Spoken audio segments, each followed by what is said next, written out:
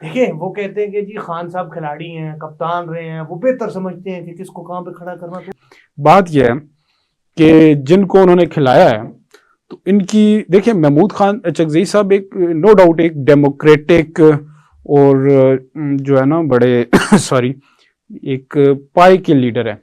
उन्होंने 2004 में उनकी जो परवेज मुशर्रफ के खिलाफ जो सीओडी बनी थी, चार्टर ऑफ डेमोक्रेसी के ऊपर जो साइन हुए थे, तो महमूद खान उसमें मियां नवाज शरीफ के बिल्कुल साथ खड़े थे। फिर उसके बाद उन्होंने वो मूवमेंट चलाई और बड़ी कामयाब हुई।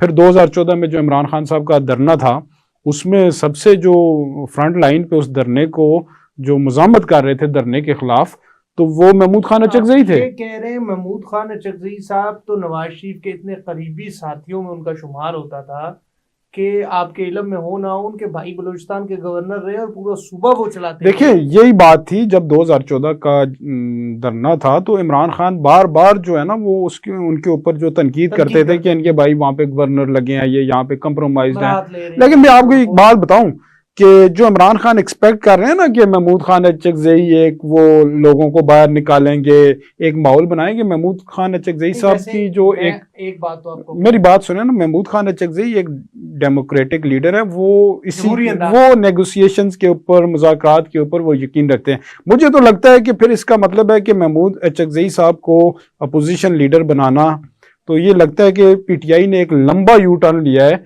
कि वो, मेरा ख्याल है, मेरी एक ज़ाती ओपिनियन है कि वो एग्रेशन से शायद निकल के मुज़ाकरात की तरफ आना चाहते हैं।